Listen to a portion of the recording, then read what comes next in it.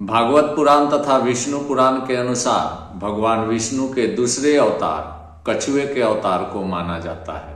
पहला अवतार मत्स्य अवतार था, जिसके कारण से प्रलय हुई थी, पूरी पृथ्वी जलमग्न हो गई थी और कुछ विशेष व्यक्तियों को छोड़कर, विशेष जीवों को छोड़कर पृथ्वी के सभी जीव नष्ट हो चुके थे। आज मैं बात करूंगा कछुए के अवतार की, भगवान विष्णु की दूसरे अवतार की।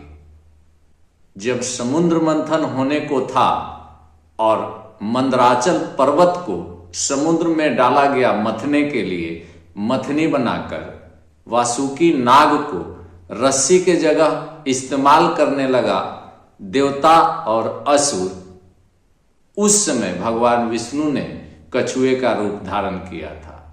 समुद्र मंथन की नौबत क्यों आई, समुद्र मंथन की जरूरत क्यों पड़ी, इसके विषय में अगर बात करें तो देवासुर संग्राम हुआ था। एक तरफ देवता और दूसरे तरफ असुर युद्ध के लिए प्रस्तुत हुए थे। उस समय असुरों के गुरु शुक्राचार्य दैत्यों के मृत्यु के बाद, असुर सैनिकों के मृत्यु के बाद उसे पुनः संजीवनी मंत्र के कारण से जीवित कर देते थे। संजीवनी मंत्र शुक्राचार्य को भगवान शिव के आशीर्वाद से प्राप्त हुआ था और जो देवताओं के सैनिक मृत्यु को प्राप्त होते थे वह मृत हो जाते थे, अर्थात उन्हें पुनः जीवित करने वाला कोई नहीं था। इस कारण से परेशान होकर देवताओं ने भगवान विष्णु से निवेदन किया था कि हे प्रभु, इस तरह से असुर जी जाते हैं। दैत्य गुरु शुक्राचार्य संजीवनी मंत्र के कारण से असुर सैनिकों को जीवित कर देते हैं, किंतु हम देवताओं के सैनिक जब मृत्यु को प्राप्त होते हैं तो वह पुनः जीवित नहीं हो पाते हैं। इस कारण से देवताओं की हार हो जाएगी इस देवासुर संग्राम में।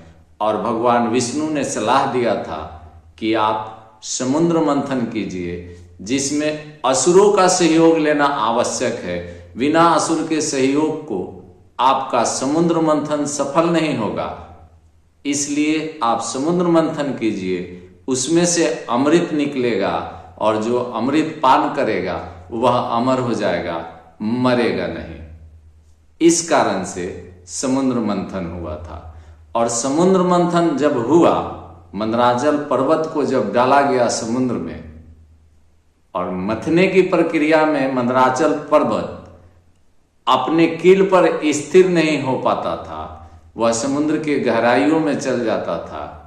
भगवान विष्णु ने कछुए का रूप धारण किया और अपने पीठ पर मंदराचल पर्वत को स्थिर किया। समुद्र मंथन से कई वस्तुएं निकली, कई रत्न निकले, जिसमें हलाहल विष, कामधेनु गाय, ऐरावत हाथी, जगत जननी जगदम्बा माता लक्ष्मी इत्यादि शामिल है।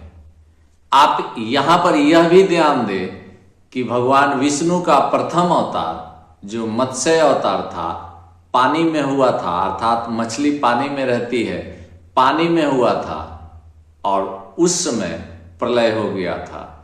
दूसरा अवतार भगवान विष्णु का जो कछुए का अवतार था, वह भी पानी में हुआ था और भगवान विष्णु स्वयं क्षीर सागर में शेष नाग की सैया पर पानी में रहते हैं।